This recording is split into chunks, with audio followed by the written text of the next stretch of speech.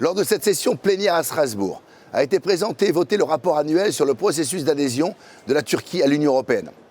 Année après année, ce rapport ne peut plus dissimuler les turpitudes du président turc et ses agissements malfaisants. Bien sûr, le rapport est alarmant sur la répression qui s'abat contre les opposants en Turquie dans un cadre désormais des plus arbitraires.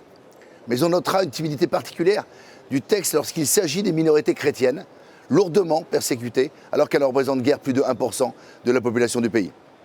On attend toujours les condamnations du rôle de la Turquie, aux côtés de l'Azerbaïdjan, dans la guerre ignoble menée contre la population du Haut-Karabagh, population toujours aujourd'hui sous la menace et qui voit son patrimoine historique arménien systématiquement détruit et vandalisé.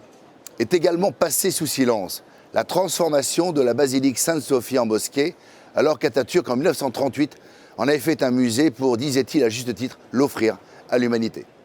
Partout dans la périphérie, la Turquie islamiste d'Erdogan encourage conflits et insécurité à grande échelle. En Syrie, en Libye, à Chypre, en Méditerranée orientale contre la Grèce, dans le Caucase, tout en cherchant à mobiliser les populations musulmanes dans l'Union européenne en faveur de son idéologie radicale.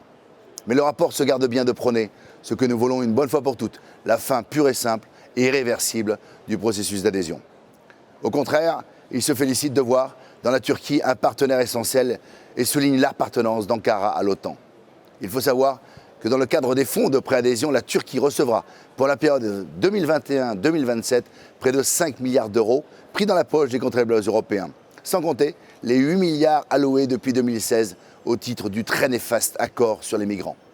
Alors oui, il faut mettre fin de façon définitive au processus d'adhésion, sinon nous risquons d'avoir non pas la Turquie européenne, mais l'Europe turque.